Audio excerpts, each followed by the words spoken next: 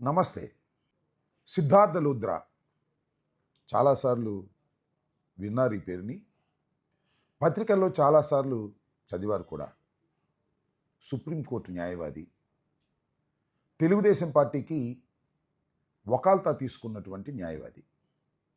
నారా చంద్రబాబు నాయుడు గారు అరెస్ట్ అయినప్పుడు కూడా ప్రత్యేకంగా స్పెషల్ ఫ్లైట్లో వచ్చి నారా చంద్రబాబు నాయుడు గారి తరపున హైకోర్టులోనూ కింది కోర్టులోనూ వాదనలు వినిపించినటువంటి న్యాయవాది.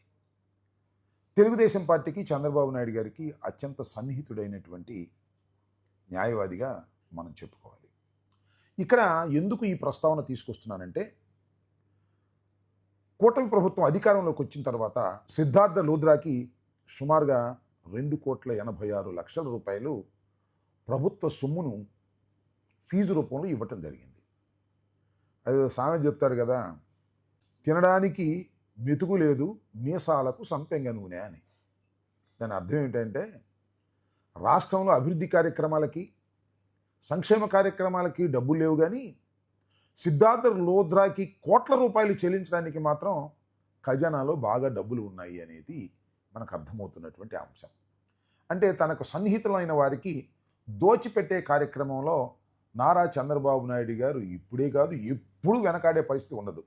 రాష్ట్ర ప్రజానీకం మాడిపోతున్న తన లగ్జరీస్కి కానీ తన వ్యక్తులకు కానీ దోచిపెట్టడంలో క్షణం కూడా ఆలోచించని వ్యక్తి ఎవరైనా ఉన్నారు అంటే అది నారా చంద్రబాబు నాయుడు గారు.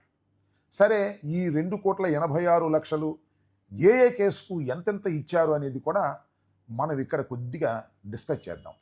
మొదటిది ఏమిటంటే, నారా చంద్రబాబు నాయుడు గారి తెలుగుదేశం పార్టీ ఆఫీసు మీద దాడి కేసు.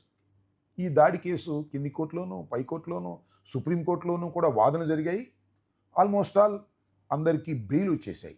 దీనిలో సిద్ధార్థ లూథ్రాకి ఎంత పైకం చెల్లించారో తెలుసా? 1,25,00,000 రూపాయలు చెక్ ఇచ్చేశారు నిన్ననే. అది ఒక అమౌంట్. వాళ్ళని అరెస్ట్ చేయాలని ప్రయత్నం చేశారు. మనం కూడా హైకోర్టుకి సుప్రీంకోర్టుకి వెళ్ళి బెయిల్ తెచ్చుకునేటువంటి ప్రయత్నం చేశాం. దానికి గాను 60,00,000 రూపాయలు. ఇంకా టీడీపీ ఆఫీసు మీద దౌర్జన్యం జరిగిందని, దాడి జరిగిందని 70 మంది మీద కేసు పెడతామని ముందు ఎఫ్ఐఆర్లో పెట్టి, తర్వాత ఇప్పుడు 127 మంది మీద పెట్టడం జరిగింది. ఈ కేసులో సిద్ధార్థ లూథ్రా అపీల్ అయినందుకు గాను 10 లక్షల రూపాయలు ఆయనకి చెల్లించారు.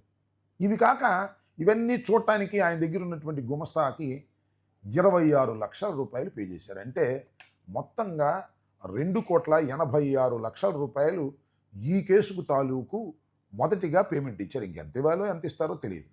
ఈ విధంగా ప్రభుత్వ సొమ్మును, ప్రజల సొమ్మును కక్ష సాధింపు చర్యల్లో భాగమైనటువంటి కేసుల్లో సుప్రీంకోర్టులోనూ హైకోర్టులోనూ వాదించినటువంటి సిద్ధార్థ లూథ్రాకి 2,86,00,000 రూపాయలు పే చేశారు. వారు కాకుండా జనరల్గా మనకి ఇక్కడ ఏజీలు ఇంకా చాలామంది ప్లేటర్లు ఉంటారు. వాళ్ళకు కూడా మామూలుగా పే చేసే శాలరీసు ఇంకా పే చేసి ఉంటే మొత్తం ఎంత అవుద్దో మనం చెప్పలేం. ఈ విధంగా కక్ష సాధింపు చర్యల కోసం కోటాను కోట్ల రూపాయలు ప్రజాధనాన్ని విచ్చలవిడిగా ఖర్చు పెడుతున్నటువంటి చంద్రబాబు నాయుడు గారి ప్రభుత్వాన్ని ఏమనాలో ఒకసారి ఆలోచించుకోవాలని మీ అందరికీ కూడా నేను సవినయంగా మనవి చేస్తున్నాను. ధన్యవాదాలు.